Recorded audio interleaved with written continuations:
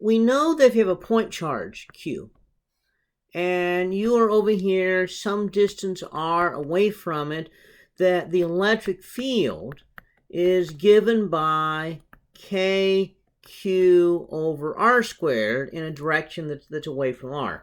So if that's like an r vector right there, it'd be in a direction that way. So if q is negative, that's going to point back towards the charge.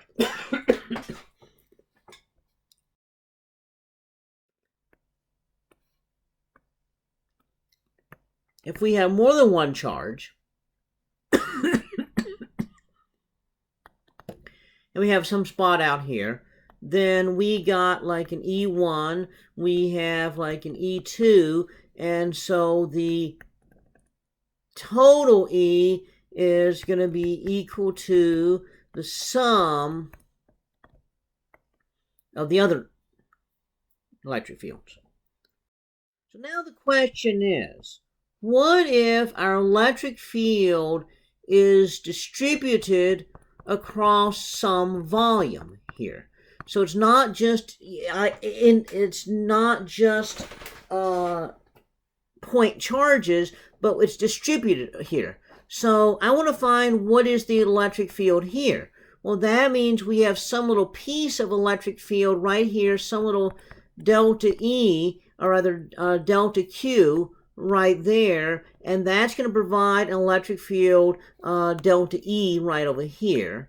Okay, this little delta Q right there provides an electric field delta E right there. This little piece makes a delta E like that, and this little piece makes a delta E like that. And so what we'd have to do is the total electric field is going to be the sum of all those little delta E's. Okay, and so we take a limit as each little delta E gets very, very small, because a very large delta E right here, different parts of it would be behaving differently because there's different distances. Okay, so that would be the limit here as this gets very small, of delta Q goes very, very small, okay, of the sum of K delta Q over R squared. Okay. All right. Well, you look at that and you recognize that is an integral.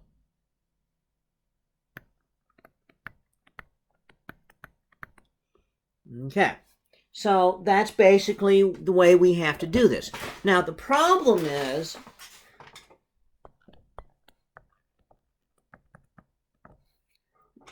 dq. Because what's happening is, as we're changing which Q we're dealing with, we're changing R. Now, we're changing R because when we change Q, we change our X, Y, or Z coordinates. And so, therefore, what we really need to be integrating over is position. We don't really integrate over charge, we integrate over position. So we need to know, how does the charge distribute in position? And so we need a relationship between charge and position.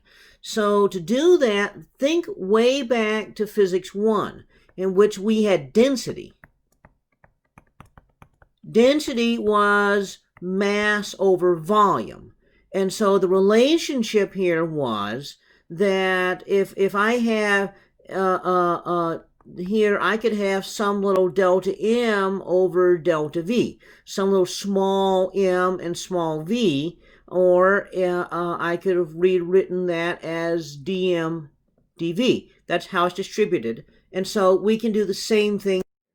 We can say that if we've got charge distributed here in a three-dimensional volume, we can define a charge density. And unfortunately, we use the same symbol, rho. That's the charge density. So that's going to be the delta Q per volume, okay, or dq dv. Okay, now we would look at that and say, well, that means that dq is going to be rho dv. Okay, so what is dv? Okay, well, dv is our element of volume. So that's going to be a little bit this way, a little bit this way, and a little bit in and out. Okay, so that would be dx, dy, dz. Now there are times that instead the charge, instead of being distributed on a volume, is distributed along a flat surface. Okay, in that case, we have a surface charge density. And so the surface charge density is sigma. And so that's going to be delta Q, delta A, or in other words, dq dA, when we take the limit. So that means the dq is going to be sigma dA. So the dq is going to be sigma times dx dy.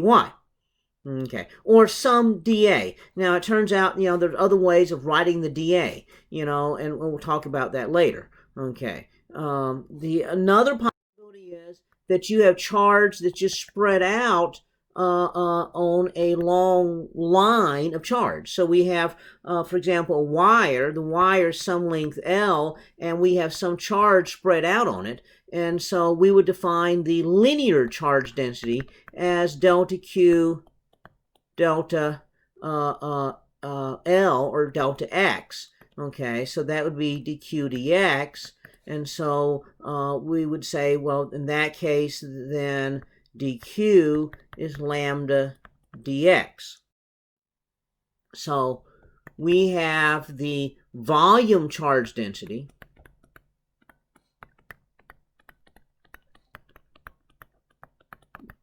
That tells you how the charge is distributed in 3 dimensions. Surface charge density.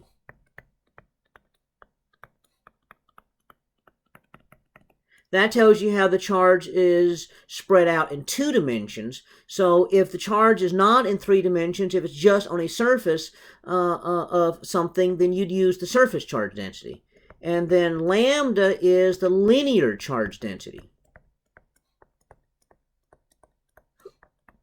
That is how the charge is spread out along a line. So these are what we need in order to figure out the dq in order to do the integral. Okay, and so what we'll do next is we'll do some examples of that.